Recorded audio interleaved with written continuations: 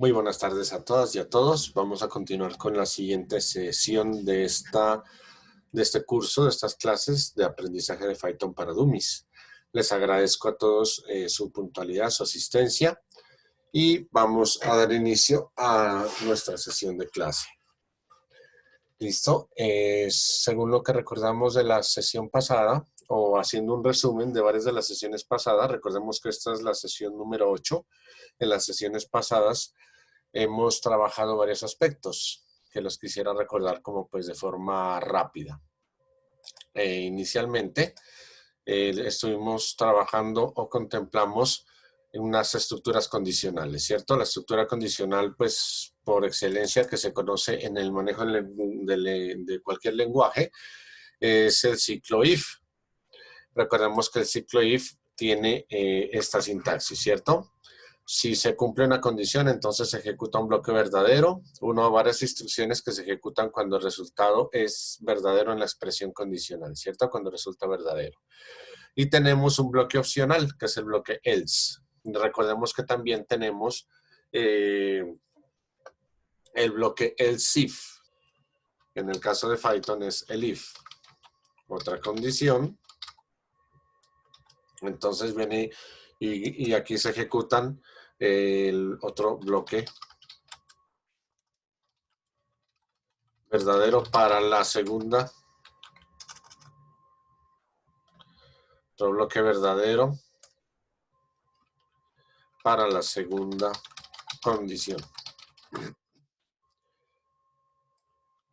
Recordemos, sería el if, por ejemplo, otra condición, bloque verdadero para la siguiente condición, y un else sería, pues, recordemos que este else es opcional, que nos daría, pues, falso en el momento en que nosotros necesitamos que se ejecuten una serie de condiciones si es falso.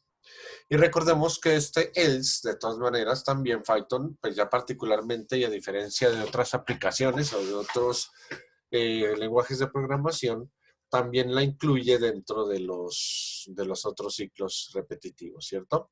Entonces, básicamente, como estructuras condicionales tenemos el if, y como estructuras repetitivas o ciclos repetitivos, recordemos, básicamente tenemos el while, que es el mientras, ¿cierto? Mientras se cumple una condición, recordemos también que así como en el if, en el while y en el for, las condiciones vienen establecidas mediante expresiones, bien sea relacionales y o lógicas, ¿cierto? Recordemos y hemos hecho, por ejemplo, lo de las coordenadas. Si el valor en X, por ejemplo, es igual a 0 y el valor en Y es mayor que 0, por ejemplo, entonces recordemos que así hicimos un ejercicio al respecto, ¿cierto? En el que hacemos combinaciones de expresiones relacionales y de expresiones lógicas. Entonces tenemos en los ciclos repetitivos, tenemos el ciclo mientras, cuya sintaxis es la que podemos observar, ¿cierto? Mientras que se ejecuta una condición, entonces mientras que la condición sea verdadera, se ejecuta un bloque de instrucciones. De lo contrario, se termina el ciclo. Y recordemos que este else, recordemos que ya es una particularidad que muestra Python, en el que si el ciclo mientras, pues es opcional, ¿cierto? Que si el ciclo mientras termina de forma ininterrumpida, es decir, si no se interrumpe forzosamente, por ejemplo, haciendo uso del break, entonces, si cuando nosotros dentro de un while hacemos uso del break, es cuando más se indica o cuando más propicio se nos da el uso de este else, ¿cierto? Bien. Como el otro ciclo repetitivo también es el for, ¿cierto? El para, y normalmente en el para nosotros ya tenemos una estructura un poco diferente que la podemos observar, ¿cierto? En el para entonces tenemos que desde que se ejecute en un contador, siempre este contador va a llevar el control sobre los elementos que se van a ir implementando en el ciclo, ¿cierto? En la estructura. Y también tenemos aquí un rango con un parámetro o parámetros establecidos, o tenemos un contenedor, ¿cierto? Y mientras se cumpla esto, tenemos el bloque de instrucciones Uno, varias instrucciones que se ejecutan repetidamente de acuerdo a las condiciones establecidas, bien sea en el rango o de acuerdo a los elementos que se contengan en este contenedor, ¿cierto? Ahí es pues como está la explicación. Y también tenemos el parámetro else, que es un parámetro opcional. Recordemos que el else también se nos ejecuta siempre y cuando no se termine forzosamente el ciclo for, generalmente mediante un break, ¿cierto? Cuando nosotros hacemos una terminación de un ciclo for, pues de forma forzosa con el break, entonces ahí podemos nosotros hacer uso también del else. Y hemos visto ejemplos, ¿cierto? En las sesiones anteriores hemos hecho ejemplos y ejercicios en los que es muy factible, muy viable y es útil el uso, por ejemplo, de la estructura opcional else dentro de un ciclo for o dentro de un ciclo while, ¿cierto? También estuvimos hablando sobre los elementos o los tipos de datos complejos o pues o tipos de datos ya que contienen estructuras de datos dentro de Python, ¿cierto? Al hablar de estructuras de datos estamos hablando ya de unos tipos de datos que ya no son simples, sino que contienen más elementos, ¿cierto? Hablamos sobre la tupla. Recordemos aquí pues esta es definición que se utiliza en el curso de preparación para pruebas para obtener el certificados de Python. Este es un curso, por ejemplo, que cursé, estoy llevando a cabo en la empresa Cisco. Ya les voy a colocar después los enlaces de estos cursos para que ustedes también, si desean, nos pueden acceder y pueden obtener también certificaciones internacionales.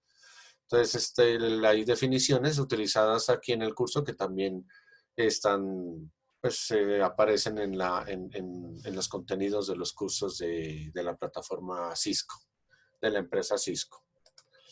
¿Listo? Entonces, como les estaba comentando, tenemos una tupla. Una tupla es básicamente una secuencia inmutable. ¿Qué quiere decir con secuencia inmutable? Quiere decir pues, que es una secuencia de básicamente de elementos que no cambiarían en el tiempo, ¿cierto? Que no pueden ser modificadas en el momento. Siempre la tupla se caracteriza porque se define haciendo uso de los paréntesis, como ya lo habíamos visto, y los separadores son las comas. Ahí pues tenemos un ejemplo, los días de la semana, por ejemplo. Los días de la semana siempre van a ser esos 7 días y no van a cambiar. Por lo tanto, ese es un ejemplo pues válido para hacer una tupla, ¿cierto? También habíamos hablado sobre las listas. Las listas básicamente, y a diferencia de las tuplas, las listas sí pueden ser modificadas mediante el programa, mediante algunos métodos, mientras esté ejecutando el programa, ¿cierto? Entonces, cuando tenemos la ejecución del programa, está ejecutándose nuestro programa, entonces podemos hacer cambios de las listas. Y la lista también es una secuencia establecida de elementos. Recordemos que los elementos que se contienen en una lista, así como en una tupla, no necesariamente deben ser del mismo tipo, ¿cierto? Podemos tener un número decimal, podemos tener un número entero, podemos tener una cadena de caracteres, podemos tener un valor booleano. Recordemos que le habíamos puesto false y le habíamos puesto true en las implementaciones que habíamos hecho en la sesión pasada, ¿cierto? A diferencia entonces aquí de las tuplas, las listas, recordemos que se definen con corchetes y también los elementos se separan uno de otro con la coma. Y los otros elementos, los otros tipos de datos complejos son los diccionarios, que es pues otro tipo de estructura de datos también, ¿no? Dentro de Python. Recordemos que no es básicamente una secuencia de elementos, pero pues se puede adaptar, ¿cierto? A un procesamiento secuencial. Se puede adaptarse y puede cambiar así como nosotros hemos trabajado con los elementos, ¿cierto? Y es mutable, como habíamos revisado en la sesión pasada, ¿cierto? Nosotros podemos eliminar una clave del diccionario, entonces al eliminar la clave se elimina también el elemento que la contiene. Perdón. Podemos modificar un valor, por ejemplo, dentro de una clave, podemos cambiarle el dato a una clave. Podemos también ir, a medida que vamos ejecutando el programa, podemos adicionar elementos también, ¿cierto? Que los puedan contener. ¿Listo? Básicamente estos son los elementos. Bueno, el diccionario, recordemos que se caracteriza básicamente porque los elementos para definirlo utilizamos ya las llaves. No utilizamos los corchetes como en las listas, no utilizamos los paréntesis como en las tuplas.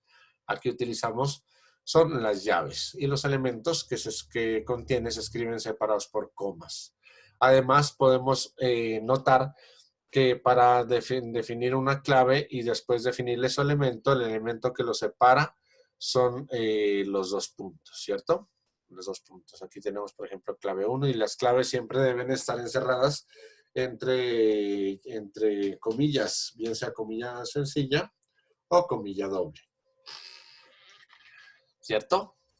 Entonces, así es como definimos elementos de tipo de datos complejos.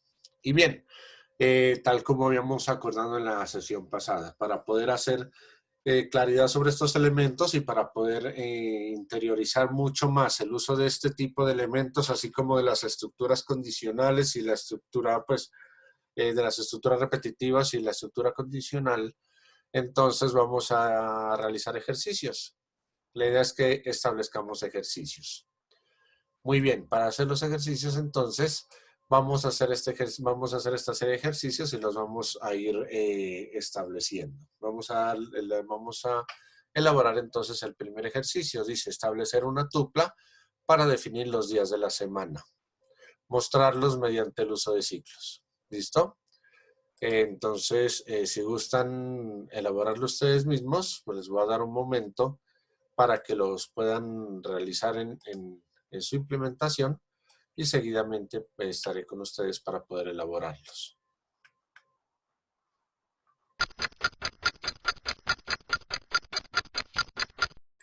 Bien, vamos a realizar entonces el ejercicio. Vamos a establecer una tupla para definir los días de la semana y los vamos a mostrar mediante el uso de ciclos. Voy a compartir con ustedes entonces Replit. Entonces aquí tenemos la pantalla de Replit. Recordemos lo primero, from ese import system, para que tengamos una pantalla limpia cada vez que ejecutamos un ejercicio, ¿cierto? Vamos a decirle system clear. Bien, luego vamos a definir la tupla.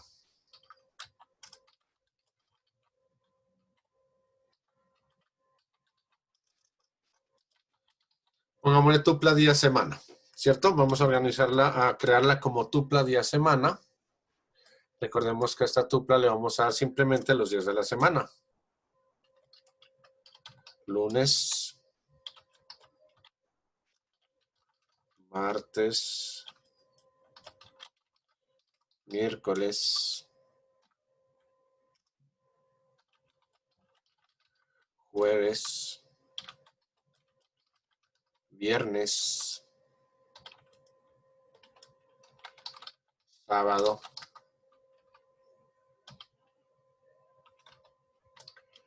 domingo, ¿cierto? Sábado se nos fue con minúscula, pongámoslo con mayúscula inicial. Listo.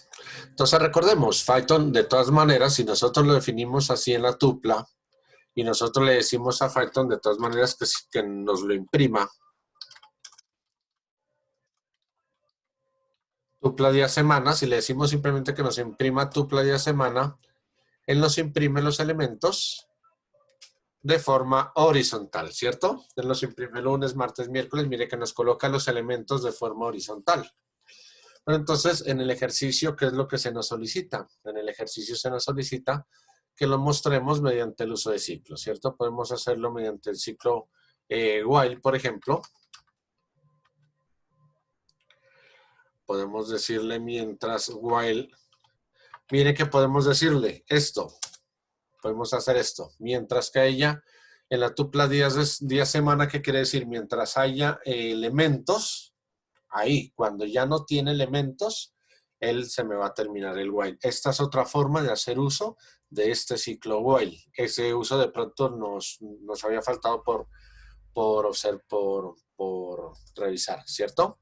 Entonces nosotros le podemos decir aquí, definir aquí afuera una variable i que sea igual a 0, ¿cierto? Esto recuerden que aquí le vamos a decir entonces, print, le voy a decir que me imprima tupla días semana en la posición i. Y luego aquí le voy a decir i más igual 1. Vamos a utilizar len. Vamos a decir len tupla días de la semana. Menos 1. Ya voy a explicar de qué se trata esa sentencia. Ojo, el error que está apareciendo aquí, él me está diciendo que el índice, cuando lo estoy ejecutando, está fuera de rango. Es decir, yo por ejemplo aquí le voy a decir que me imprima día, supongamos día, coma, y.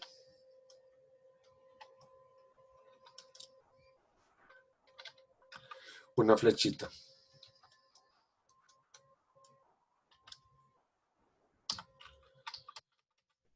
Ahí, que nos imprima esto. ¿Qué va a hacer esto? Esto simplemente nos va a imprimir los días de la semana, ¿cierto? Entonces miren qué le está diciendo. Día 0, día 1, día 2, día 3, día 4, día 5, día 6, ¿cierto? Pero entonces no le pongamos desde el 0, sino que pongámosle aquí que comience desde i más 1. Entonces aquí esto está mal puesto. Aquí lo que debemos decirle es mientras que i sea menor que el entoplasdía de la semana, ¿cierto? Observen que ya se nos ejecuta el ejercicio como debe ser. Entonces, ¿qué es lo que ocurre? Aquí le estamos diciendo que, bueno, imprimimos la tupla días de la semana, él nos imprime tal cual como lo hace Python por defecto, ¿cierto? Él nos imprime cada uno de los días con comilla, sencilla, lo hace separado por comas y le coloca paréntesis. Recordemos que él, desde que está definido con paréntesis, él lo reconoce que es una tupla. Y esta tupla no puede ser modificada. Recordemos que no se pueden agregar elementos, no se pueden eliminar elementos, no se pueden hacer otro tipo de cosas en las tuplas, ¿verdad? Estamos colocando a una variable i que nos comience en 0. Esta variable i es un contador que nos va a llevar y nos va a permitir ir imprimiendo uno a uno o definiendo los índices que se encuentran dentro de la tupla. Miren que nosotros aquí en la tupla le decimos que nos imprima tupla días de la semana en la posición i. Cuando iniciamos el ciclo y vale 0, entonces el i nos va a controlar los índices. Por eso, básicamente, uno le coloca i, de la palabra en inglés index también. Por eso se utiliza la i. Y de ahí en adelante, cuando uno utiliza otro índice, aparte del i, utiliza la letra siguiente, que es la j, luego la k. Pero básicamente porque pues sí comienza como index, es porque se utiliza siempre ese valor i. Entonces nosotros decimos que el valor índice primero va a ser 0. Lo definimos por fuera del while, ¿cierto? Luego le decimos, mientras i sea menor que este len, quiere decir que este es un método que nos regresa la cantidad de elementos que contiene, en este caso, esta tupla. Cualquier estructura de datos que nosotros le coloquemos aquí adentro, recordemos que las estructuras de datos en Python básicamente son las tres que hemos visto, ¿cierto? Tuplas, listas y diccionarios. Entonces, cada vez que nosotros ejecutemos el método len, este método es propio del lenguaje de programación, hay otros que utilizan .length, por ejemplo, como Java, pues C también, C++ tienen su implementación. Acá en Python lo que nosotros hacemos es utilizar len. Entonces, le decimos len y entre paréntesis aquí le colocamos la estructura de datos. En este caso, la estructura de datos que estamos utilizando es una tupla. Entonces, le decimos que nos coloque el len, quiere decir que nos coloque la longitud, pues la longitud de la cantidad de elementos que tiene esta estructura de datos. Él no sabe si lo que está acá adentro es una tupla, no sabe si lo que está acá adentro es una lista o si es un diccionario. Él simplemente nos coloca, o si es una cadena de caracteres. Si nosotros le damos el len también y colocamos una cadena de caracteres aquí adentro, lo que nos va a devolver este len es la cantidad de letras que tiene una cadena de caracteres. Voy a hacer un pequeño ejemplo aquí abajo. Si nosotros le decimos cadena, a una cadena igual, por ejemplo, a mi nombre, Diego Cruz, y luego yo le digo que me prima len cadena, él me va a imprimir la cantidad de caracteres que tiene este nombre. Voy a decirle que me coloque un backslash n aquí.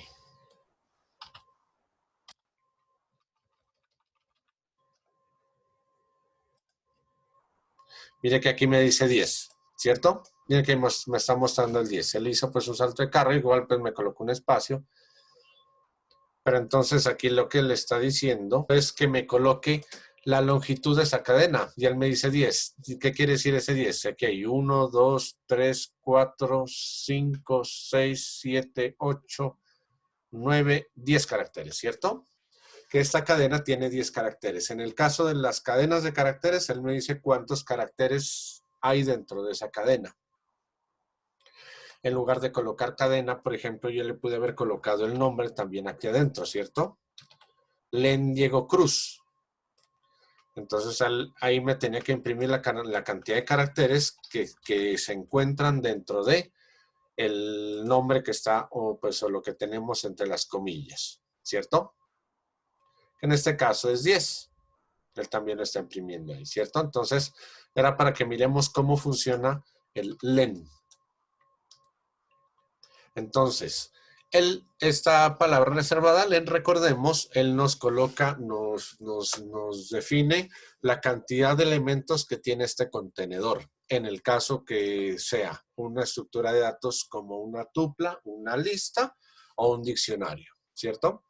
En el caso, pues, de las, como ya les mostré, de cadena de caracteres, él nos muestra la cantidad de caracteres que tiene esa cadena. Entonces, esta tupla, por ejemplo, ¿cuántos elementos tiene? Podemos observar que tiene 7 elementos, ¿cierto? Tiene 7 elementos. Entonces, este len tupla días de la semana va a ser 7. Este va a ser 7. Pero recordemos que los índices en las estructuras de datos siempre comienzan desde 0. Este es el valor que está en el índice 0, este es el que está en el índice 1, este es el que está en el índice 2, este jueves está en el índice 3, viernes en el índice 4, sábado en el índice 5 y domingo en el índice 6. Miren que él no llega hasta el índice 7, que es el valor que tiene, por ejemplo, la longitud o el len tupla días de la semana nos devolvería 7. Por eso nosotros le decimos que haga un mientras y sea menor que la longitud de las tuplas de día de la semana.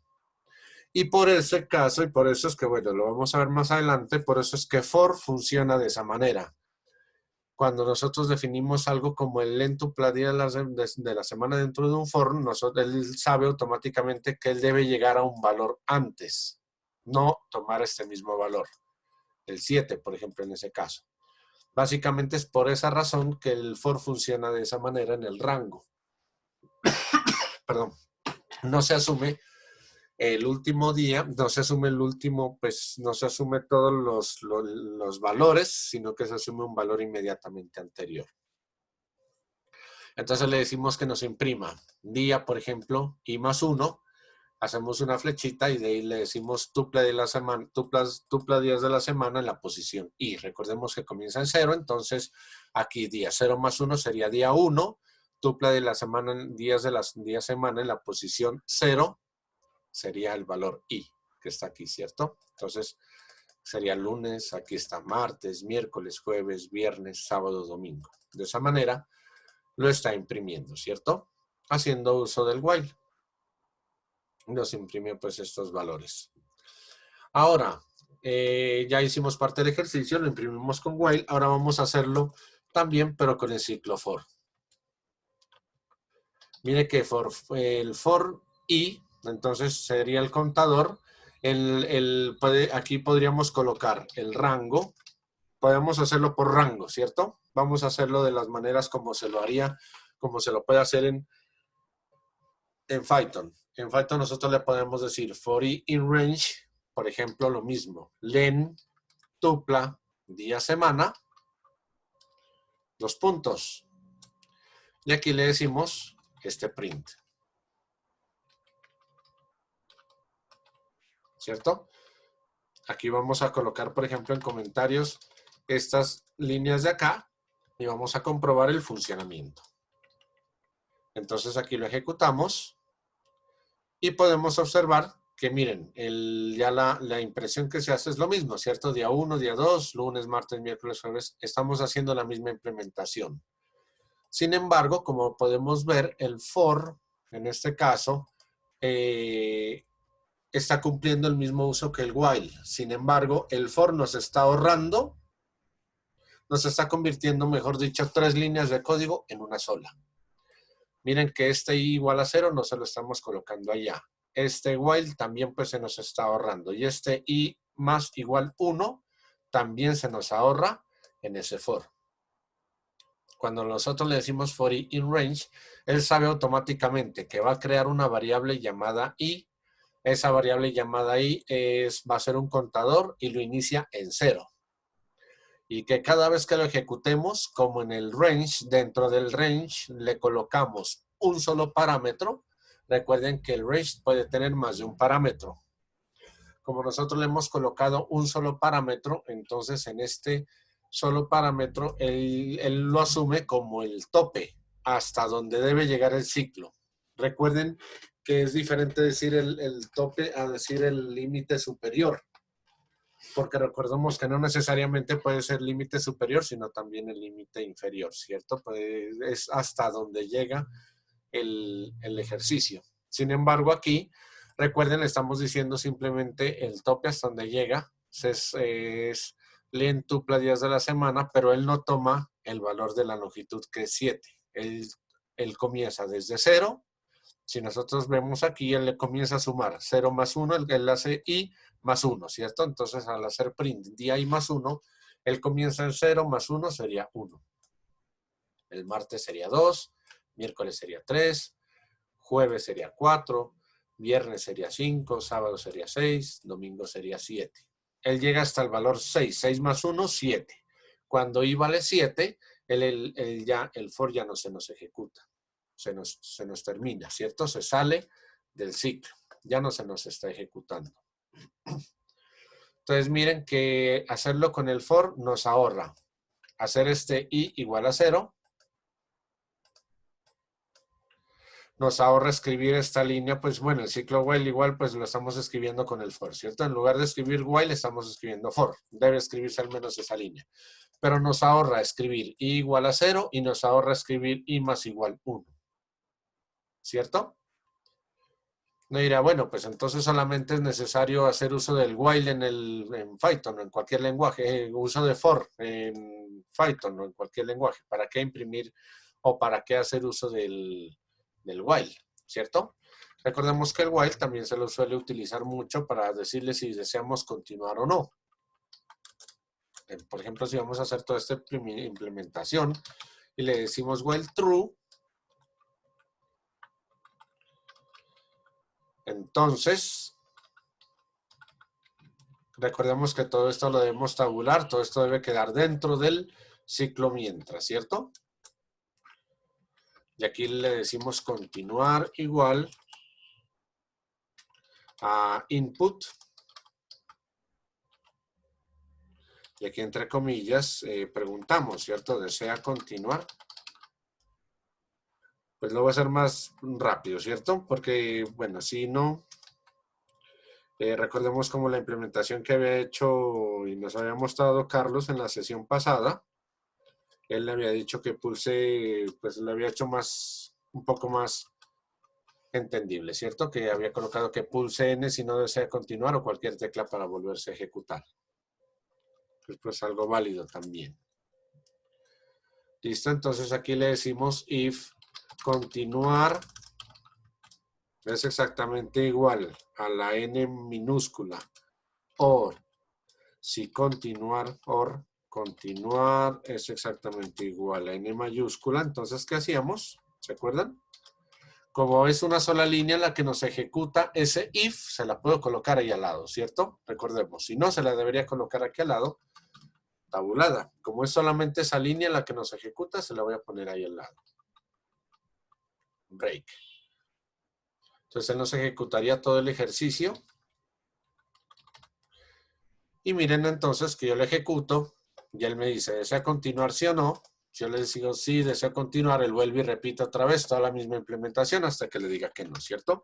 Entonces miren que esta es una opción muy válida para utilizar el ciclo while. Y eso no se lo puede hacer con el ciclo for. Necesariamente hay que hacerlo con el ciclo while, con el mientras. Importante tener eso presente, ¿cierto? Tener eso en cuenta. Que hay cosas, hay situaciones en las que usted ya debe hacer implementación del ciclo while, o es mejor hacer implementación del ciclo while, y en otras es mejor hacer implementación del ciclo for, ¿cierto? Muy importante tener eso presente. Es necesario pues conocer los dos ciclos, el funcionamiento de los dos ciclos, para ver pues, para tener presente cómo hacerlos trabajar.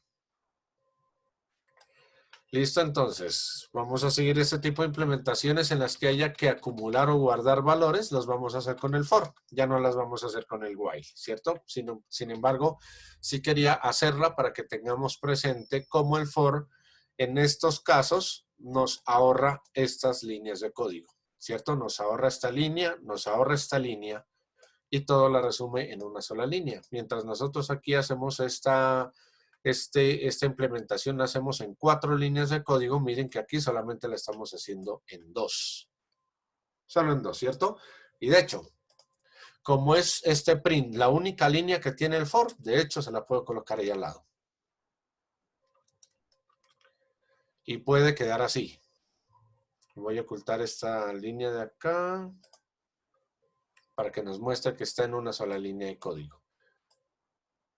Lo que pasa es que es como larga. Miren que este for estaría ejecutándose en una sola línea, porque este print es la única línea que tiene el for, se la puedo colocar al lado, así como el break de este ciclo if.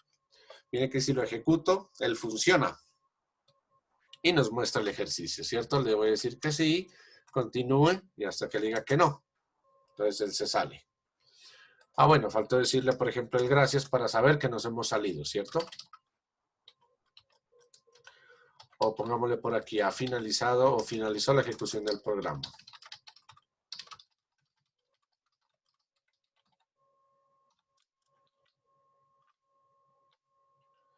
Ahí fue que en lugar de eso lo que colocamos era gracias, ¿cierto? Entonces es como para saber que ahí finaliza la ejecución del programa. Le digo que no y él pone finalizó la ejecución del programa y se sale, ¿cierto? Pongámosle un \n entonces también como para que se vea.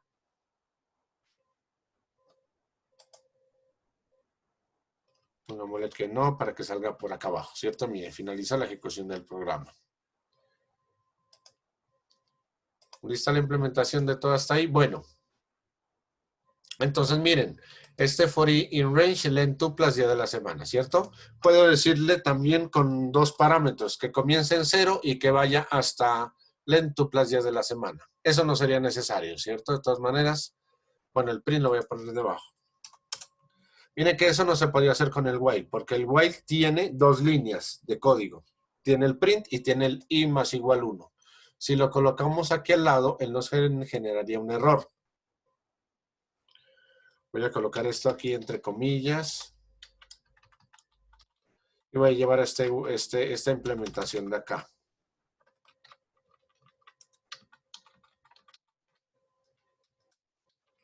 Igual en este momento, en un rato lo voy a eliminar, por eso lo voy a colocar por aquí. Print tupla días de la semana. Luego le digo que ejecute igual a 0, que haga este mientras. Ahí, ¿cierto?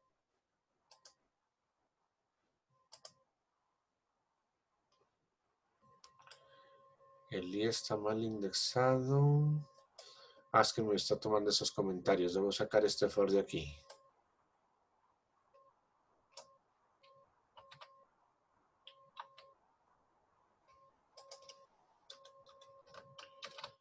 Debo sacarlo del ejercicio para que lo pueda imprimir adecuadamente y lo pueda realizar adecuadamente. Es para mostrarles simplemente una cosa. Bueno, desea continuar, si no, entonces miramos ahí que nos funciona, ¿cierto? Es para simplemente mostrarles que si, por ejemplo, yo coloco este print ahí al lado y el i más igual 1 que está dentro del mientras lo dejo ahí, miren que al ejecutarlo, él me dice que hay un error, ¿cierto? No me funciona.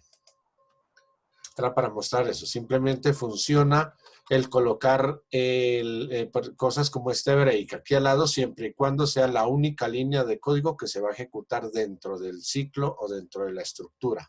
En este caso, la estructura condicional. Entonces, aquí lo que tenemos ya no es ese while, sino este for, ¿cierto? Más bien, esto pongámoslo. Voy a deshacer todo esto y voy a dejarlo así como estaba. Listo.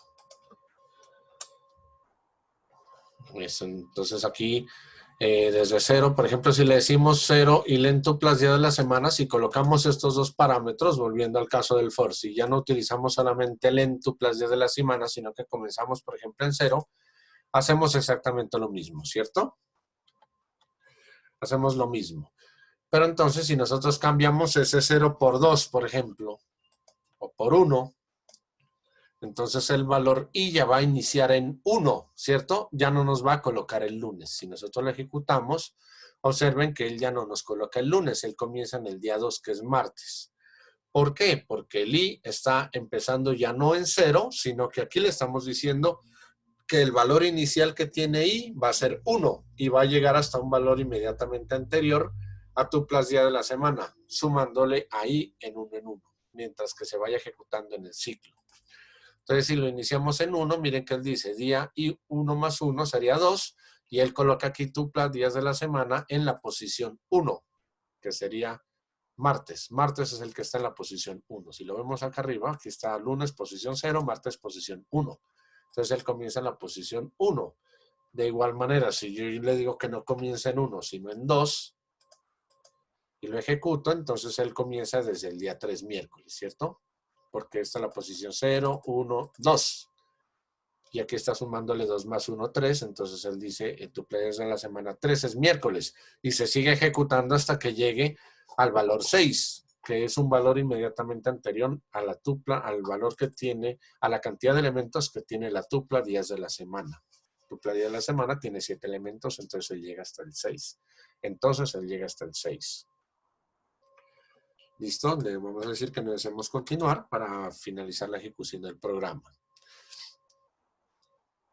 Entonces, es claro eso, ¿cierto? Entonces, si nosotros utilizamos, por ejemplo, que queremos que el valor vaya desde el día superior. Por ejemplo, vamos a decirle que arranque desde el entuplas días de la semana, que son 7, menos 1. Vamos a decirle que arranque en 6. Le voy a decir menos 1. Y le voy a dar el paso que es menos 1. Aquí tenemos 3 elementos. Ojo, 1. El lentuplas de la semana, menos 1. Recordemos que la cantidad de elementos sería 7. Si yo no le digo si yo aquí voy a comenzarlos, voy a ejecutarlo una sola vez para que miren qué es lo que vamos a hacer. Le vamos a decir que nos imprima, pero ahora de forma inversa los días. Miren que aquí aparece día 7 domingo, día 6 sábado, día 5 viernes, jueves, miércoles, martes, lunes. Ahora no los está imprimiendo del primero hasta el último, pues del día 1 hasta el día 7, o los elementos pues de la tupla no los está imprimiendo en orden ascendente, sino en orden descendente, ¿cierto? Los está imprimiendo en orden descendente. Los elementos de la tupla, de los días de la semana. Entonces, si nosotros le decimos aquí en el for, ya estamos utilizando los 3 parámetros dentro del range, ¿cierto? El primero, que es desde donde comienza el ciclo.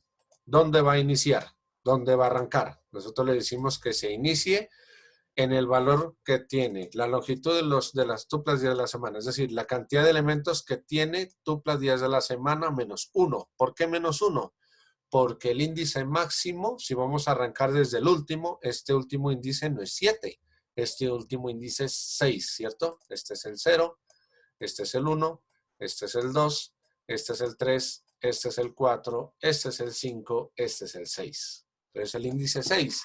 Tuplas 10 de la semana, ¿cuántos elementos tiene? 7. Entonces nosotros le decimos que nos coloque la cantidad de elementos que tiene esa tupla menos 1, que sería 6. Arranca desde el 6. Y de aquí este menos 1 quiere decir que él no va a llegar hasta 0, sino que debe llegar hasta menos 1. Si yo le coloco donde termina el 0, él no me toma el 0, es decir, no me va a tomar este día lunes. Si nosotros ahí lo paramos el ejercicio y lo volvemos a ejecutar, miren que él llega 7, 6, 5, 4, 3, 2. No llega hasta el 1, que es el día lunes.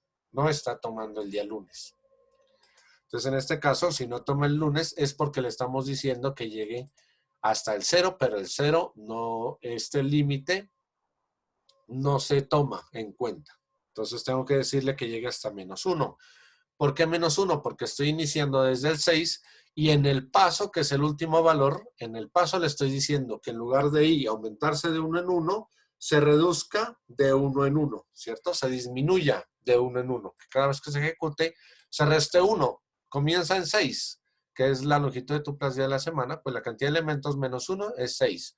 Él comienza en 6, pero la siguiente vez que se ejecuta, a ese valor se le resta 1.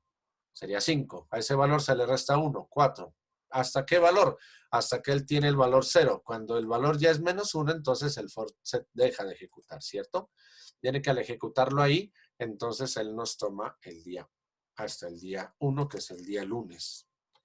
En ese caso, en esa tupla que nosotros queremos que se impriman los valores pares, él comienza en 6, ¿cierto? Entonces puedo decirle que se imprima de 2 en 2.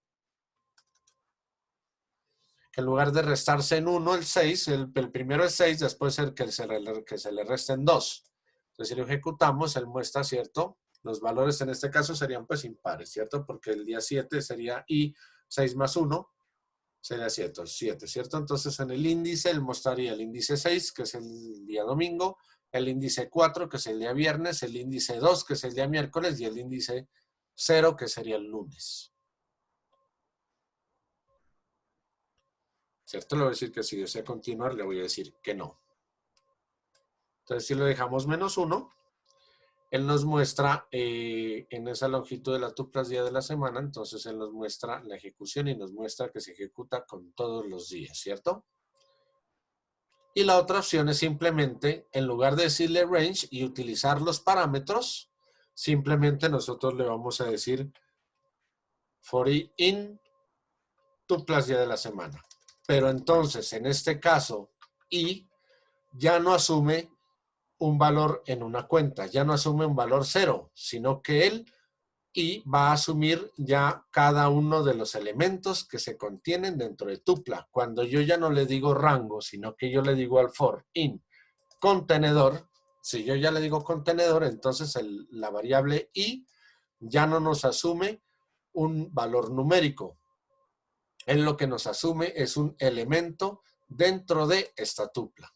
Si lo ejecutamos ahí, podemos verificar que él nos arroja un error, efectivamente. Nos arroja un error porque él nos dice que no se puede concatenar, pues en este caso, el valor i, el día i más 1, y ya no es un valor numérico, y ya es un día de la semana. Sería el primero, sería el lunes. Entonces él no puede hacer día lunes más 1, ¿cierto?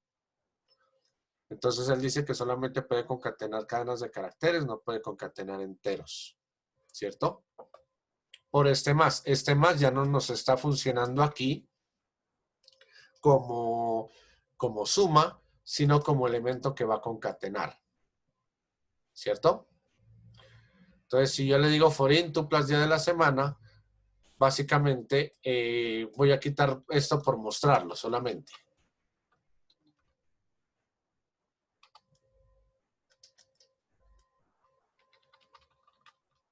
Él me va a mostrar 7 veces, me va a imprimir el día y me va a colocar cada uno de los días de la semana. Miren que si le ejecutamos, él pone día y pone lunes, martes, miércoles. Ahora i ya no es un valor entero numérico. Y ya no comienza en 0 y ya no termina en el valor 6, por ejemplo, sino que i se nos convierte, como aquí ya no le estamos diciendo que el elemento es un rango para que se asuma ahí como valor numérico, aquí ya le estamos diciendo que este es un contenedor, es una tupla, y la tupla contiene valores, es un contenedor, entonces y ya no se nos ejecuta como un valor numérico, sino que se nos convierte en un elemento contenedor de cada uno de los elementos que están en tupla días de la semana. Entonces aquí cuando yo imprimo, ya lo que se me imprime es el i me contiene cada uno de estos elementos que están aquí, ¿cierto? Entonces, él se imprime de esa manera. Ya le puedo decir, por ejemplo, simplemente que me imprima i. Ya no le voy a poner ese día, sino simplemente que me imprima i. Entonces, al imprimírmelo así, él me coloca, miren, los días de la semana en orden ascendente. Cada uno de los elementos, según cómo están ubicados en su índice, se van colocando aquí. Digámosle que desea continuar, no. ¿Listo? Pues claro, miren que ahí estamos haciendo funcionamiento del ciclo for en todas sus variantes. El ciclo while también hicimos pues el funcionamiento en el ejercicio. Esa era la idea de hacer ese ejercicio. Ahora, vamos a hacer el siguiente ejercicio que dice que nos entregue el establecer un diccionario bilingüe que devuelva la traducción al inglés de algunos animales. Vamos a hacer un diccionario español-inglés, un diccionario bilingüe. Vamos a darnos cuenta que ese es uno de los usos, uno de los propósitos que tiene el uso de los diccionarios. Para eso es que se los realiza también.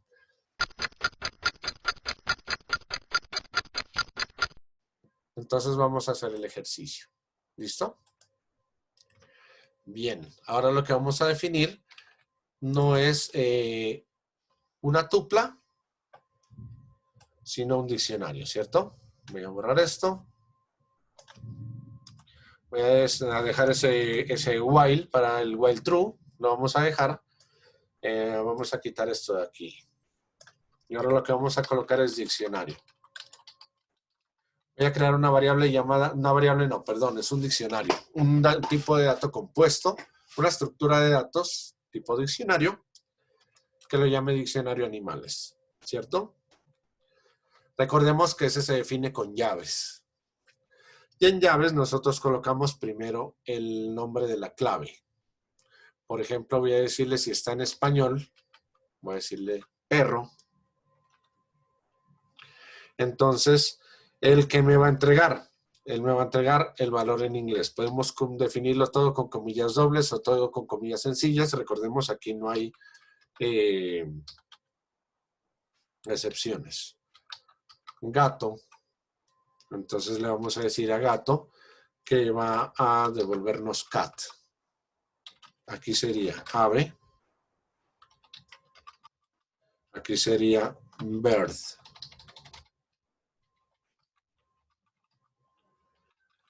Y tigre. Tiger, ¿cierto? Listo. Esa sería una forma de definir el diccionario. Entonces, vamos a decirle que nos imprima. Por ejemplo, la traducción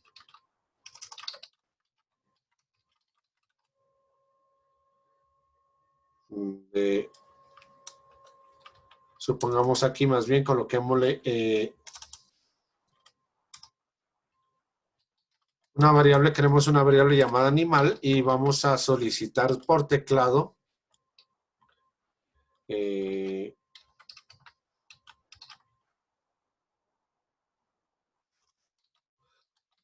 pongámosle que ingrese la palabra traducir.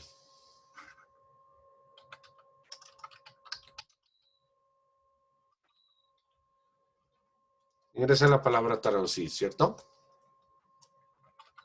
Entonces aquí le voy a decir la traducción de la traducción al inglés de la palabra animal es diccionario animales en la posición animal. ¿Cierto? Y a continuación, ¿no? Entonces, si lo ejecutamos, miren que él dice, ingrese la palabra traducir, por ejemplo, le voy a colocar perro.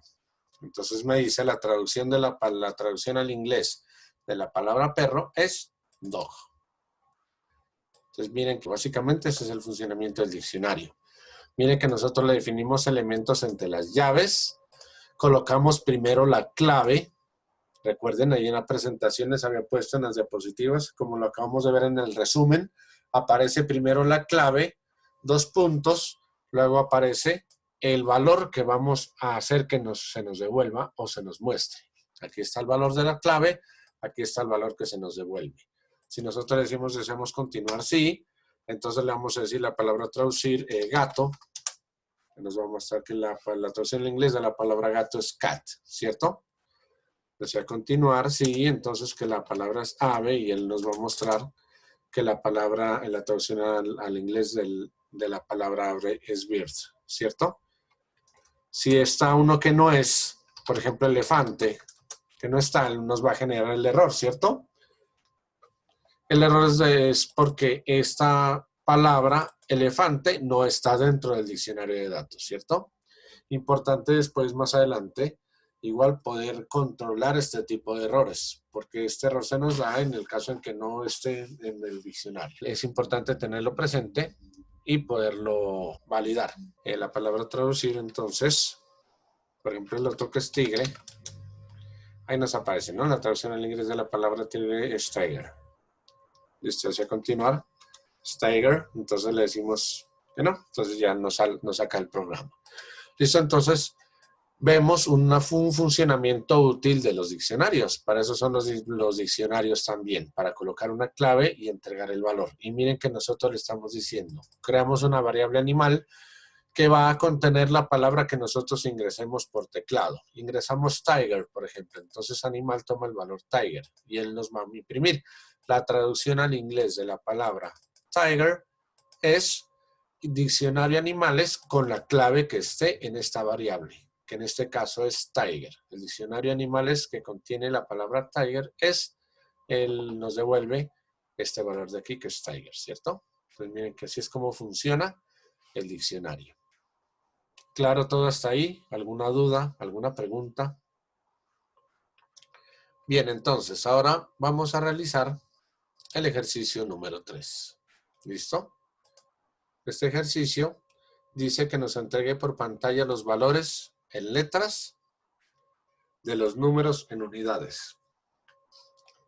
Es decir, si yo digito el número 0, que me aparezca la palabra 0. Que digito el número 1, me aparezca la palabra 1. Así sucesivamente. ¿Listo?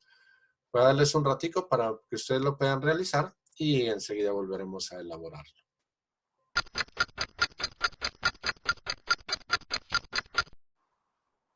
Notemos que el ejercicio dice entregar por pantalla los valores en letras de los números en unidades, ¿cierto? Las unidades, pues básicamente el 1 hasta el 0 al 9, mejor dicho. Eso es lo que está diciendo el ejercicio. Que nos entregue los valores en letras del 0 al 9. Bien, entonces para que nos entregue los valores en letras del 0 al 9, en las unidades, como aparece ahí, vamos a colocar un diccionario también. Aquí sería el diccionario números. Ya no sería letras, sino diccionario números. Y en lugar de ir, por ejemplo, en este caso, perro o cualquier otra cosa, irían los números, pero sin comillas. Entonces miren que aquí estamos definiendo las claves, las estamos definiendo sin las comillas. Y ahí es como debemos definir los números del 1, del 0 pues hasta el 9.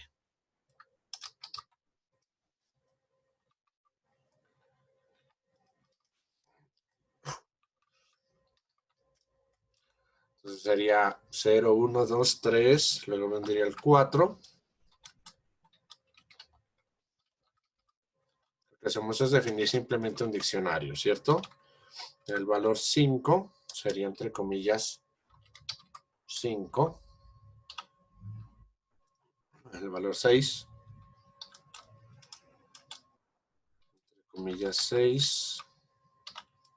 El valor 7, entre comillas 7. El número 8, entre comillas 8, y el número 9, ¿cierto? Entre comillas 9. Listo, entonces ya es diccionario número. Entonces aquí ya le vamos a decir en lugar de animal sería num, ¿cierto? Por ejemplo, podemos decirle número como o n simplemente. Ingrese, ya no sería la palabra sino ingrese un número. Ingrese un número. La traducción entonces ser el número n en letras es. Y aquí sería diccionario números en la posición n, ¿cierto? Bueno, más bien para no confundirnos aquí yo quisiera colocarle num. Aquí num. Y aquí num, ¿cierto? El número num en letras, entonces sería diccionario números en la posición que hayamos escrito según el número, ¿cierto? Si nosotros lo ejecutamos, entonces, por ejemplo, si ponemos el número 5, miren, bueno, está generando un error. Se me olvidaba esto, ¿cierto? Muy bien. Miren que aquí el error lo que está diciendo es que es por el valor key que está solicitando es un 5, ¿cierto? Y nosotros le estamos ingresando un 5 como número, como cadena de caracteres, pero sí debíamos convertir este número que recibimos de cadena de caracteres, formatearlo de tipo entero. Gracias, Juan. Muy bien. Entonces, miren, si ingresamos el número 5, entonces él dice, el número 5 en letras es 5, ¿cierto? Desea continuar, sí. Un número, el 2, entonces él dice, número 2 en letras es 2. Desea continuar, sí. El número 6, entonces miren que en letras es 6, ¿cierto? Así es como funciona el ejercicio.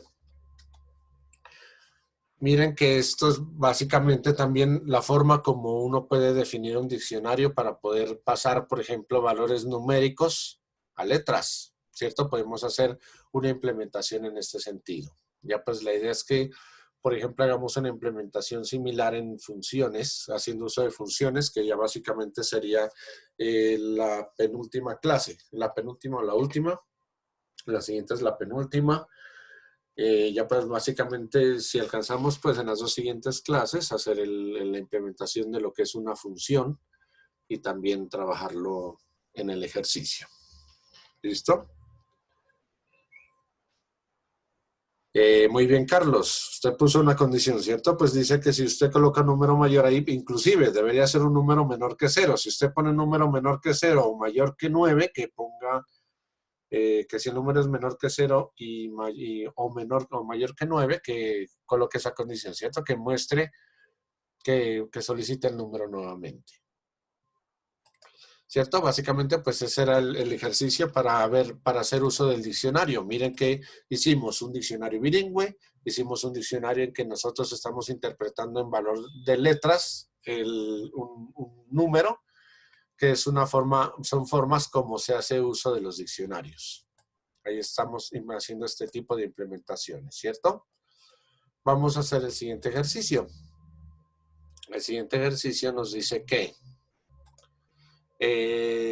obtener una lista de n números y mostrarlos en pantalla. Básicamente los ejercicios 4 a 7 funcionan con la misma lista. Todos estos van a trabajar con esa misma lista. Aquí lo que vamos a hacer es uso de listas ya. Miren que en la primera hicimos uso de tuplas, en el segundo de diccionarios, en la tercera uso de diccionarios. Una tupla básicamente uno define elementos. Recordemos que también una tupla puede definirse simplemente con paréntesis que abren y que cierran, pero no tiene sentido asignar una tupla en un programa con elementos pues, sin elementos, vacía, porque pues igual se puede implementar, pero no hay necesidad o no tiene sentido implementar una tupla que no contenga elementos, porque básicamente los elementos que contiene una tupla son elementos que no pueden ser modificados. ¿Listo? Entonces vamos a obtener una lista de n números a mostrarlos en pantalla. Después de mostrar los números en pantalla, mostrar el valor menor, el mayor, la suma y el promedio. Después los vamos a ordenar de menor a mayor y después los vamos a ordenar de mayor a menor. ¿Listo? Hay varias implementaciones de las listas.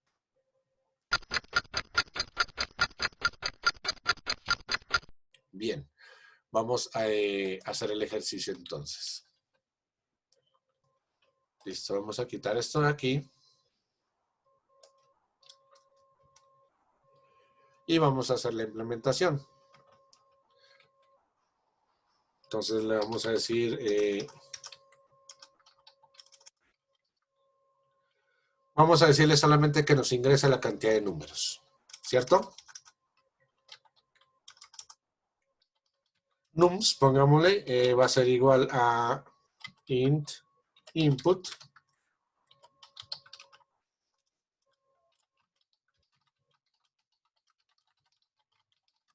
Vamos a decirle que ingrese la cantidad de números, ¿cierto? Y vamos a hacer uso de random para que nos genere valores numéricos aleatorios. Para que nosotros no tengamos que estar haciendo, pues, ingresando cada uno de esos números que se ingresen, sino que simplemente vamos a decirle que los genere de forma aleatoria. Cada uno de esos números se va a generar de forma aleatoria. ¿Listo? Entonces, vamos a crear una lista de números. Voy a crearla como lista, simplemente. Lo voy a llamar lista. Esta lista va a ser igual a corchete que abre y corchete que cierra. Ojo, si yo la creo así y le digo print lista,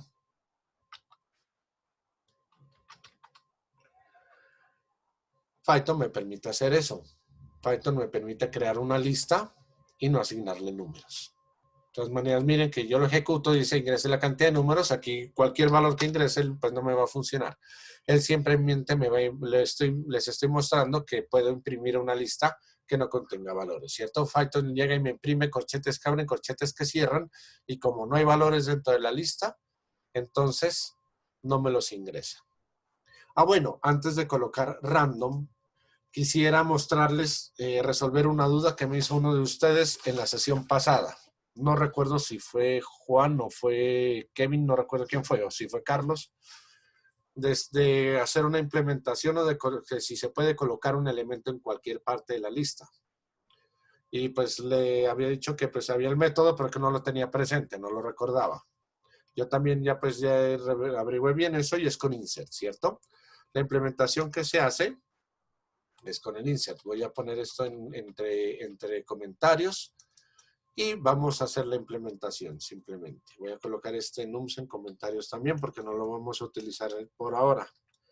Vamos a mostrar primero lista. Entonces una lista, miren que estamos generando una lista ya no con valores, sino una lista vacía. Entonces yo les había dicho que el primer método para agregar es el append, ¿cierto? El append a usted le agrega elementos al final. Yo le voy a decir que me agregue, por ejemplo, el número 3. La voy a hacer solo con números. Ya hemos visto que porque nosotros podemos agregar cualquier tipo de elementos, pero esta vez solamente la voy a hacer con números. Ojo, la lista se define con corchetes. Pero como nosotros vamos a agregar elementos a esta lista con corchetes, esta lista se define con corchetes. Pero lo que estamos haciendo aquí al decirle lista punto, el punto es ejecutar un método que está dentro de esta lista.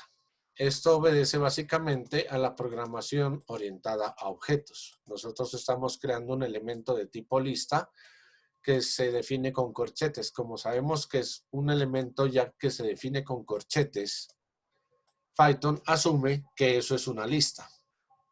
Él sabe que esa es una lista. Entonces, al saber que es una lista y yo le pongo punto, él me adiciona todos los elementos que están en una lista. Miren que los elementos que aparecen están listándose ahí. Append, clear, copy, y index, insert, que es el elemento por el cual habían preguntado. Pop, que es un elemento muy común en unas estructuras de datos llamados pilas, colas. Uno utiliza mucho el pop también. Remove, ese no lo hemos visto y también es importante que lo revisemos para que lo sepamos para qué sirve utilizarlo. El key también, miren, el sort, perdón, el sort que nos permite hacer una organización, pero de todas maneras quisiera que implementemos un método de ordenamiento, que pues igual viene definido ahí, el sort, que básicamente lo utilizas el método de ordenamiento en burbuja, se llama. Entonces él tiene también la palabra aquí, o el reverse.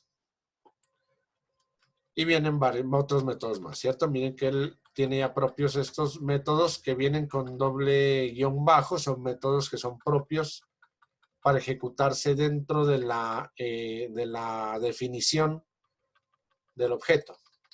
Pero pues de eso no estamos hablando en este momento. Estamos haciendo pues básicamente programación estructurada y el irnos pues por allá sería profundizar en otros elementos de pronto que en otro curso se implementarán. De programación orientada a objetos, entonces básicamente no se tocaría aquí. Lo máximo que llegaremos será al implementar funciones, que es casi un acercamiento a programación orientada a objetos, pero pues de todas maneras lo que haremos es implementar funciones. Entonces, miren que le decimos append, ¿cierto? Entonces vamos a agregar, primero agregamos el elemento 3, vamos a agregar el elemento 6, bueno, 67, por ejemplo.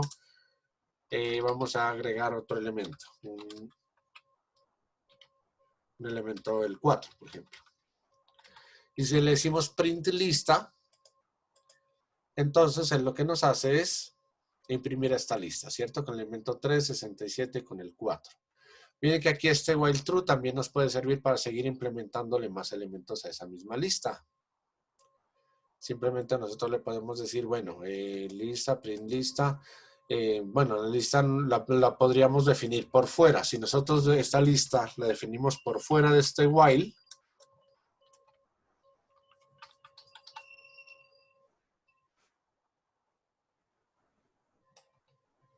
y esta implementación de estos append también la hacemos por fuera,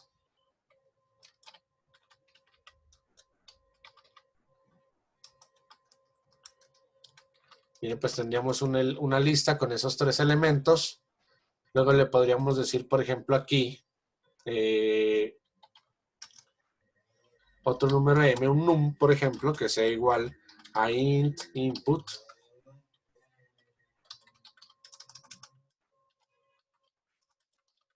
digita un elemento.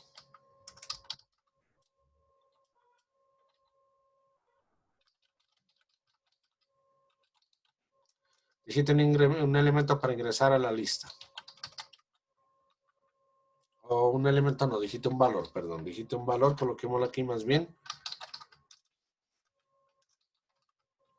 Vamos a decirle digite un valor para ingresar a la lista, ¿cierto? Entonces aquí simplemente le decimos lista.append num. Y luego le decimos que se nos imprima la lista. Aquí lo que le estamos diciendo es que digite un valor para ingresarse a la lista. Luego le decimos lista.append num, luego él nos va a imprimir la lista. Para que no nos quede todos como tan seguidos, digámosle que después de imprimirnos la lista o antes de, bueno, que nos imprima pues una comillas, comillas para que nos haga un enter, ¿cierto? Como lo hizo Carlos. O puede ser un backslash n para que nos haga un salto de carro. Entonces miren que si aquí sí lo ejecutamos, él nos dice digite un valor para ingresar a la lista. Miren que primero él ingresó el 3, el 67, el 4. Luego nosotros le decimos que se ingrese el 25, por ejemplo. Entonces él nos muestra esos 3 valores, 3, 67, 4, y nos agrega el 25. ¿Desea continuar, sí o no? Digámosle que sí deseamos continuar. Entonces él vuelve y limpia pantalla y vuelve a preguntar, ¿desea un valor ingresar digite un valor ingresar a la lista? Que sea el 50, por ejemplo. Le damos enter. Entonces miren que él lo va agregando. Aparte del 25 que habíamos adicionado, él lo conserva y nos agrega también el valor 50.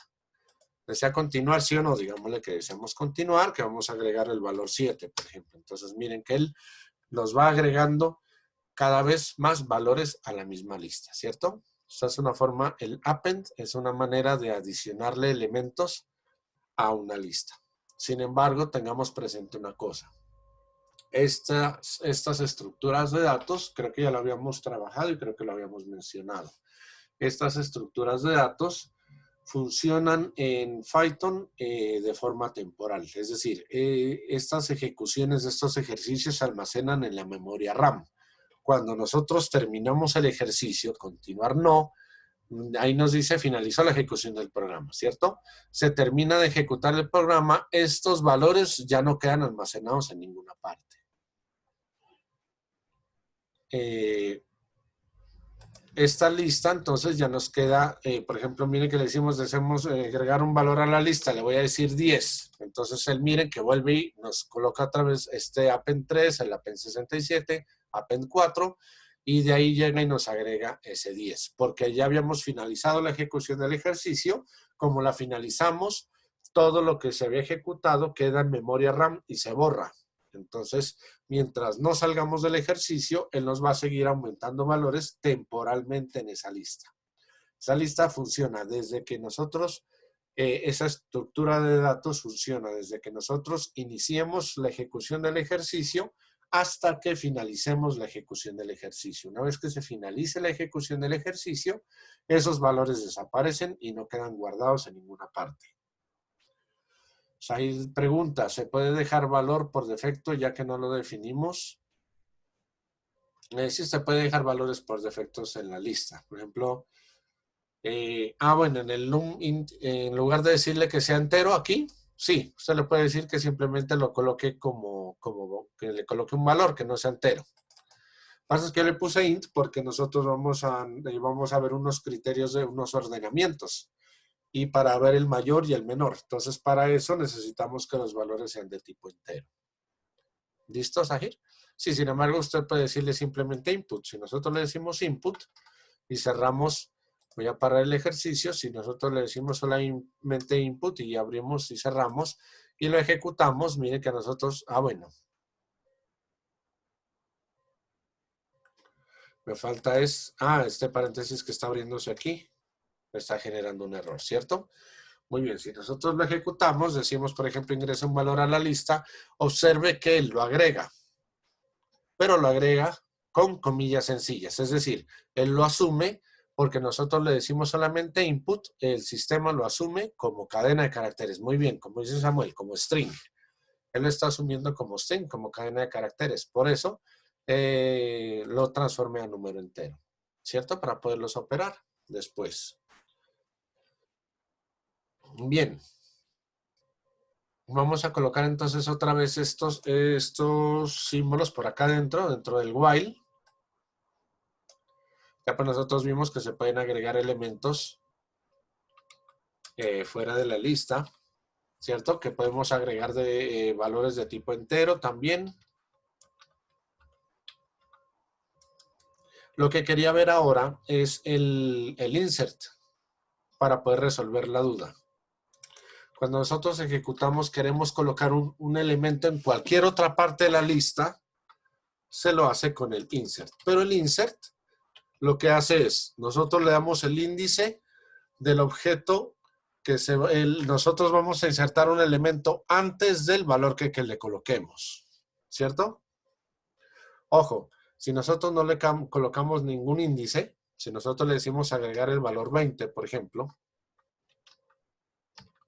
voy a quitar esto de aquí. Bueno, él me imprime la lista. Si le decimos insert 20, él me muestra error, ¿cierto? ¿Por qué muestra error? Porque insert espera otro valor. No lo podemos insertar solo. Nosotros debemos decirle que lo vamos a insertar y el índice donde lo vamos a insertar. Ojo, la lista contiene índices. El 3 sería el índice 0. Voy a decirle print lista. Bueno, sí. El 3 sería índice 0, el 67 sería índice 1, el 4 sería índice 2, ¿cierto? Entonces, si nosotros lo queremos insertar, por ejemplo, entre el 3 y el 67, debemos decirle que nos coloque el valor antes del índice 1. Entonces, él va a colocar 3, 20, 67 y 4, ¿cierto? Si lo ejecutamos. Bueno, era al revés. Primero había que ponerle el índice y luego el valor. Porque él lo que nos colocó fue el 1, pero lo colocó de último, ¿cierto? Entonces sería el 1,20.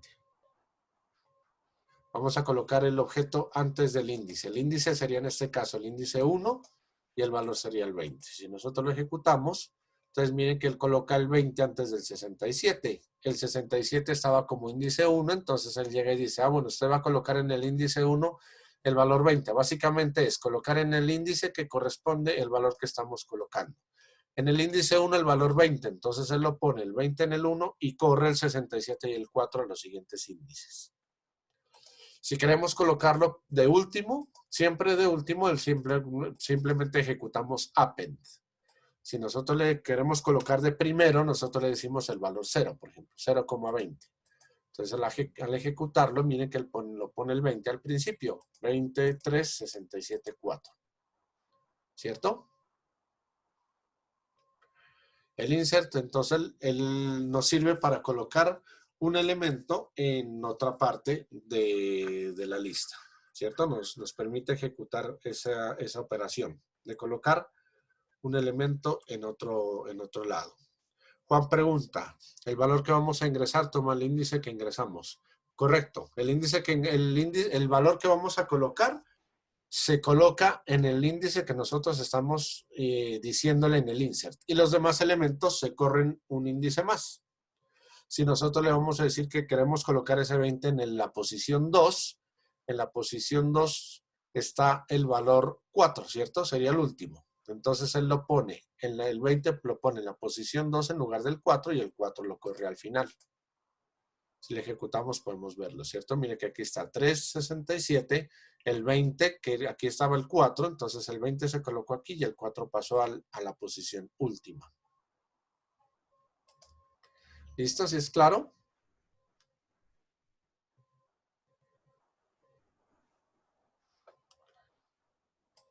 Y tenemos también otra operación, que es la operación remove. Tampoco lo habíamos visto, ¿cierto? Yo creo que esta tampoco la habíamos revisado y tampoco la habíamos ejecutado.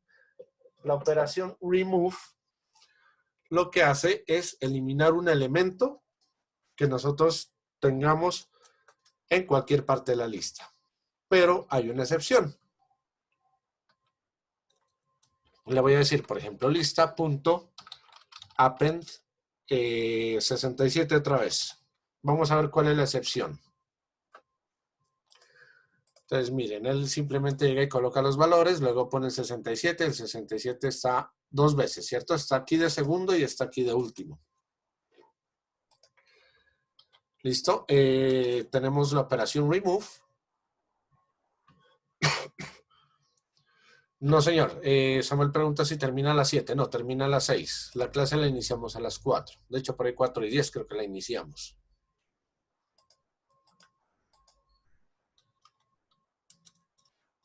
Listo, entonces le vamos a decir lista.remove. Con mucho gusto. Lista.remove y al remove le vamos a decir que le vamos a borrar un valor, en este caso el 67. Ojo, el remove lo que hace es borrar la primera coincidencia que encuentre. En el caso de las listas, este tipo de situaciones ocurren solo con la primera coincidencia. Miren que aquí dice remove first occurrence of value. Es decir, él va a borrar el primer elemento de la lista, ¿cierto?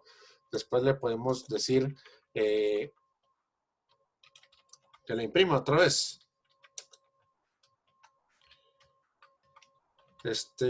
Bueno, coloquémoslo aquí.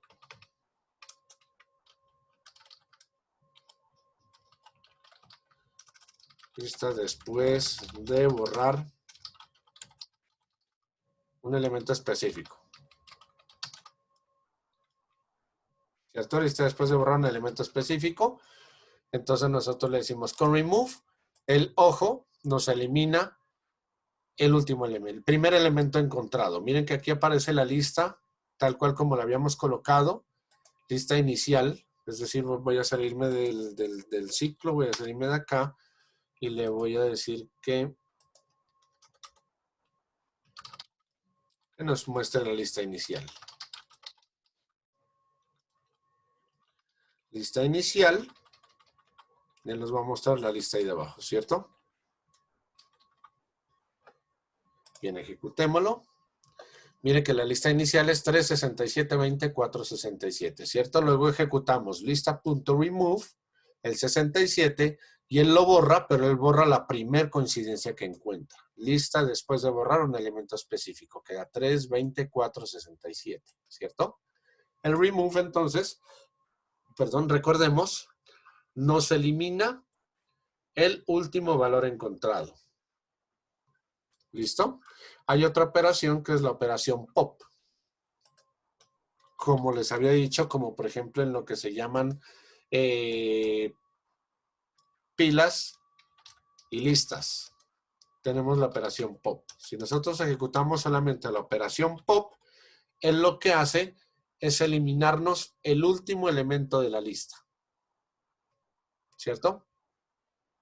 En este caso vamos a eliminar el 67, pero no el primero, sino el último. Ojo que vamos a eliminar el último valor. Y al eliminar el último valor, miren que el pop lo que hace es quitar el último elemento.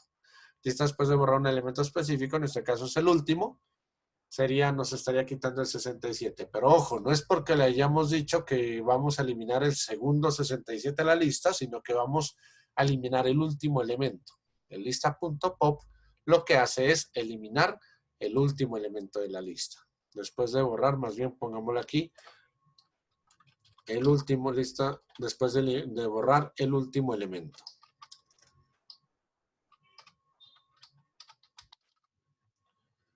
Listo, después de borrar el último elemento, entonces miren que ahí queda, ¿cierto? El 67 que estaba al final ya lo quita y nos deja esta lista sin ese 67, sin ese último elemento.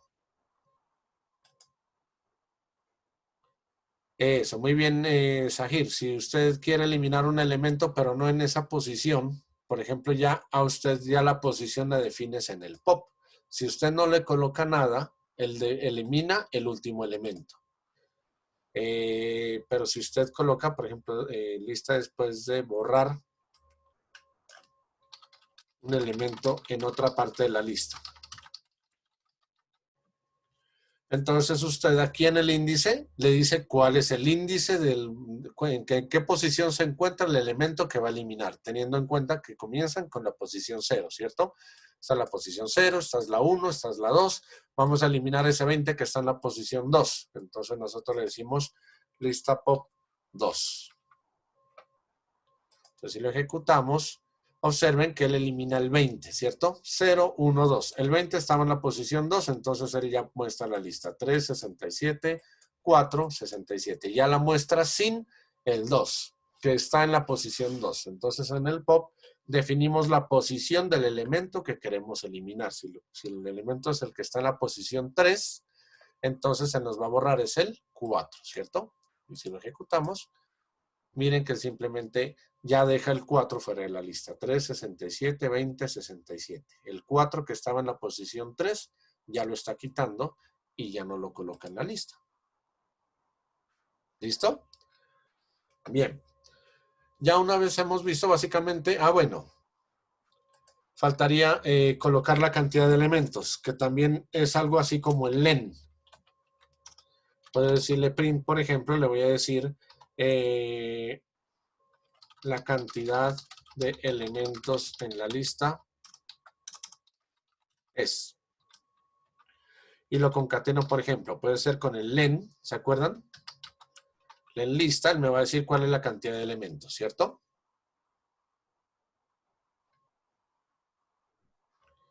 Voy a decirle aquí que, bueno, esto me le pongo un backslash n, aunque eso ya no lo voy a utilizar, ya pues lo voy a quitar en un momento.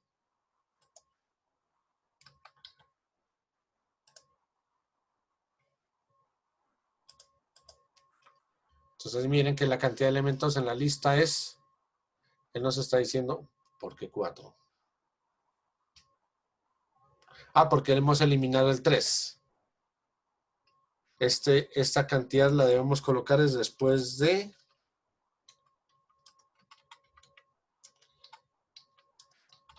este print, ¿cierto?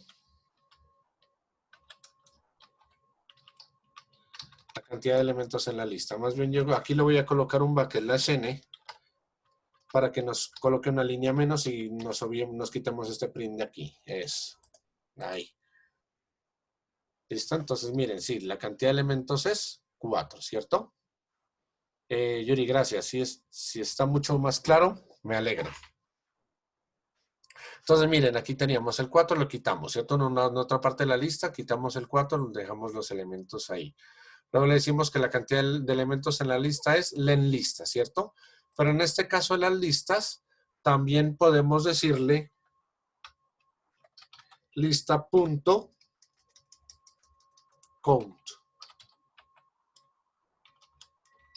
Para que los cuente. Lista.count. Si nosotros ejecutamos lista.count. Bueno, miento. Aquí, lo siento, me confundieron una cosa. La cantidad de elementos sigue siendo en lista. Nosotros, la cantidad de ocurrencias en una lista se hace con count. Por ejemplo, le vamos a decir que nos imprima cuántas veces, las veces que aparece, por ejemplo, el 67, que aparece el valor 67 es la cantidad de veces, ¿no? La cantidad de veces que aparece el valor 67 es. Y entonces aquí le digo lista.count.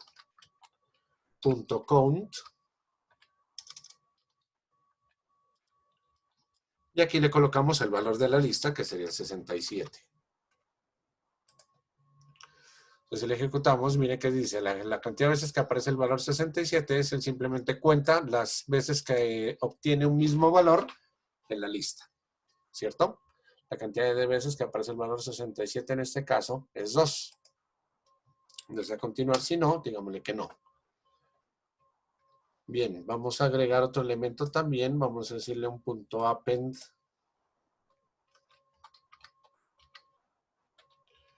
Cualquier otro valor, el 83, por ejemplo. O el 8. Lista.append 8, entonces listo. Entonces él dice, miren ya, pues la lista inicial es esta, la lista después de borrar un elemento como el 4, ya lo eliminamos aquí, entonces la cantidad de elementos es 5, las veces que aparece en 67 es 2, ¿cierto? Ahí ya lo hemos ejecutado hasta este momento. Bien. Dice primero que coloquemos el valor menor, el valor mayor, la suma y el promedio, ¿cierto? Entonces, para el valor menor, nosotros podemos hacer el ejercicio que habíamos hecho en las primeras sesiones, ¿verdad? Que es decirle min, que es decirle que muestre el ejercicio menor, pues a darle una variable min, le dimos un valor y después fuimos comparando cada uno de los elementos, ¿cierto? Sin embargo, para las listas hay unos métodos predefinidos, que son, por ejemplo, el mínimo. Existe el mínimo, existe el máximo y existe el sort para organizar. Entonces le podemos decir, print, por ejemplo, el valor mínimo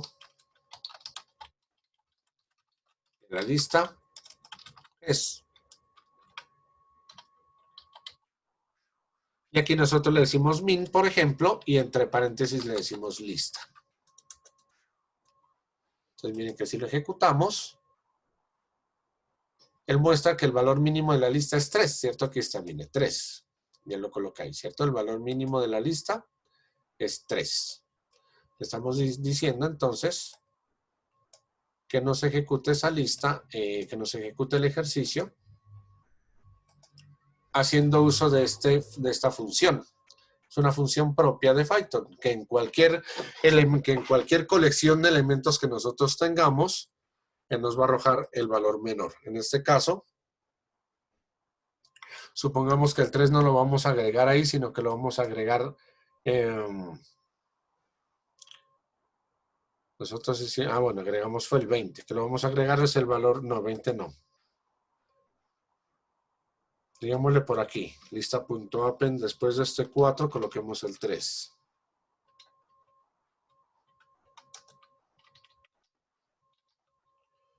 El 3 y que en lugar de este 3 aquí inicialmente tengamos el 5, por ejemplo.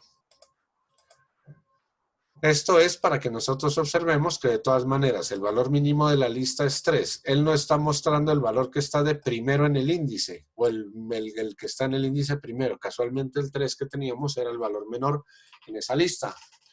Recordemos que la lista, como queda es esta lista de aquí, ¿cierto? 5, 67, 23, 67, 8. Entonces miren que el valor menor aquí es 3 y el 3 está ubicado por aquí en la posición 0, 1, 2, 3, 4. De todas maneras, él lo muestra. El valor mínimo de la lista es el 3. Len, claro, por supuesto. Sahir, Sahir pregunta que si la len lista es una función. Claro, es un método o función. Método o función básicamente es lo mismo. Propia del lenguaje de programación. Es una función tal como las que vamos a crear después. Tenemos pues len, tenemos min. Vamos a ejecutar también ya no el valor mínimo, sino que le vamos a decir el valor máximo, por ejemplo.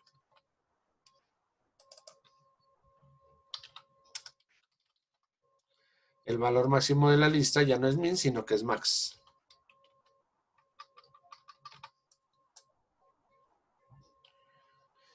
¿Listo? Entonces, si lo ejecutamos ahí, miren que tenemos, ¿cierto? El valor mínimo de la lista es 3, el máximo de la lista es 67. Entonces, el min, recordemos que siempre, sí, como lo dice Samuel, lo que tenga paréntesis en adelante es una función. Es decir, nosotros aquí tenemos el método de la función, entre paréntesis se definen los parámetros, ¿cierto? Por ejemplo, ese range dentro del for básicamente es hacer adaptación de una función, pero dentro de una estructura como el for, en este caso, y tiene unos parámetros por dentro. Entonces, sí, básicamente eso es una función. Pero por eso es que les dije, en las sesiones siguientes vamos a ver cómo se crean, construyen funciones. Ahí estamos ejecutando funciones propias del lenguaje, ¿cierto? Pero vamos a ver después cómo hacemos la implementación de estas funciones. Tenemos el mínimo, el máximo. ¿Qué más es que se nos solicitaba? El menor, el mayor, la suma y el promedio. Entonces tenemos, por ejemplo, la suma. Aquí podemos definirla también. La suma de los elementos de la lista es. Entonces aquí le decimos sum. Mira, ahí dice sum iterable start. Entonces, el iterable son los objetos, la cantidad del contenedor. Podemos definirle simplemente el contenedor que está en la lista. Si ejecutamos sum, entonces miren que ya no tenemos que estar sumando, sino que él simplemente llega y nos hace la suma. Que cualquiera puede en una calculadora hacer la operación y van a darse cuenta que la suma nos da 170, ¿cierto? 67 de 67 sería 134, más 20 sería 154, ¿cierto? 154, más 5, 159, más 8 sería 167, más 3, 170. Ahí está, ¿cierto? 170. La cantidad de valores, la suma, 170. ¿Cierto? Entonces, y si ya no vamos a hacer la suma, sino que vamos a calcular, por ejemplo, el promedio. Bueno, igual puedo decirle, por ejemplo, sum lista dividido entre el en lista. ¿Cierto? Ahí podemos obtener el promedio de los valores. Para obtener el promedio de los valores, podemos decirle, por ejemplo, que nos haga la suma de los elementos en la lista y que nos la divide entre la cantidad de elementos que tiene la lista, que es la en lista. Miren que aquí estamos realizando la operación y si la ejecutamos, él nos va a dar el valor, ¿cierto? Mira, el promedio de los elementos de la lista es 28.33333 y pueden realizarlo para comparar si es verdad o no. Si se ejecuta de esta manera o no se ejecuta, ¿cierto? Bien, el siguiente elemento que necesitamos revisar es el ordenamiento y ahí es donde vamos a finalizar. Vamos a decirle por ahora que nos ordene simplemente de menor a mayor los elementos. Entonces le vamos a decir lista.sort. Si nosotros lo ejecutamos de esta manera, le decimos lista.sort y luego le imprimimos decirle que la llene para que la coloque un poquito más abajo porque todo eso está quedando muy pegado, ¿cierto?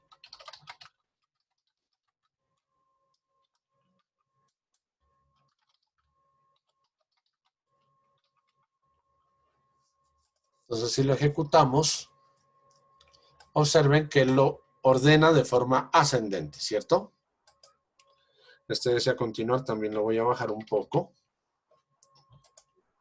Bueno, lista ordenada de forma ascendente. Pongámosle forma ascendente de una vez. Lista ordenada de forma ascendente, entonces miren que él la pone, ¿cierto? Ya está 3, 5, 8, 20, 67, 67. Él nos ordena la lista de manera ascendente, de forma que podemos observar que el funcionamiento de todos estos métodos nos pueden ahorrar tareas, ¿cierto? Podemos ahorrarnos en este caso el tener que estar ordenando las listas. Miren que ya lo estamos ordenando. Entonces, lista.sort, miren que también esta es una función, un método, que lo que hace es ordenarme la lista de forma ascendente, ¿cierto? Entonces, miren que tiene pues una documentación que la vamos a revisar en la próxima sesión. Vamos a seguirlo revisando en la sesión del miércoles. Vamos a seguir revisando todo lo demás. ¿Listo? Entonces, lo importante ver ahora es que miren que hay unas funciones que se pueden ejecutar teniendo los parámetros. Por ejemplo, aquí min, max, len, sum tienen a lista como parámetro, ¿cierto? Y también puedo generar la lista y colocarle parámetros. Colocarle métodos o funciones. Lista.sort. Por ejemplo, este punto sort entonces es un método propio de las listas, de estos elementos clasificados como listas. El punto append, el punto insert. Entonces son elementos propios de este contenedor, que es de tipo lista. Entonces hay métodos, funciones que se ejecutan, que son propios del contenedor, en este caso la lista. Como hemos definido una lista con corchetes que se abren y se cierran, entonces aquí hemos definido que lo que vamos a utilizar es una lista. Entonces la lista tiene unos métodos, unas funciones, que son append, por ejemplo, que es para agregar un número, e insert, que es para agregar un valor en cualquier parte de la lista. Bueno, append también nos permite agregar un elemento de cualquier tipo. Sea un booleano, por ejemplo, si le decimos true, él simplemente lo que va a hacer es agregarle true, ¿cierto? Va a agregarle true y va a colocarlos de primeros. Los elementos que son de tipo booleano se van organizando antes de los números. ¿Listo? Si yo le coloco aquí, por ejemplo, lista.append Carlos, luego le digo lista.append Ana, y lo revisamos. Ah, bueno, miren que él me dice, ¿por qué me está mostrando ese error?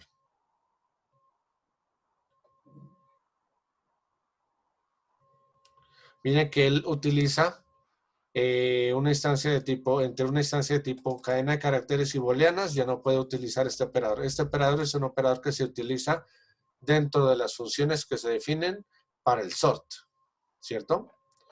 Entonces, por eso es importante que nosotros no coloquemos en una lista valores que sean de tipos diferentes, sino bien sea solamente, por ejemplo, valores de tipo booleano o valores de tipo numérico o valores de tipo cadenas de caracteres.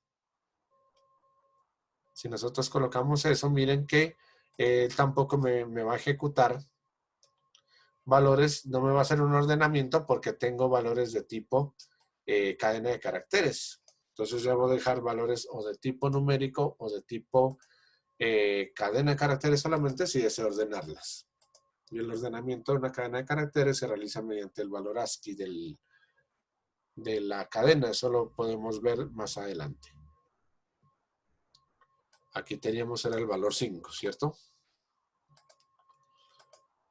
Entonces, miren, la idea era, pues, lo que estábamos hablando es que, pues, nos genera un contenedor aquí de tipo cadena, de tipo lista y que estos contenedores tienen unos métodos específicos como el append, el insert, ¿cierto? El pop, el remove, como lo habíamos visto, que nos permite eliminar un elemento en alguna parte específica.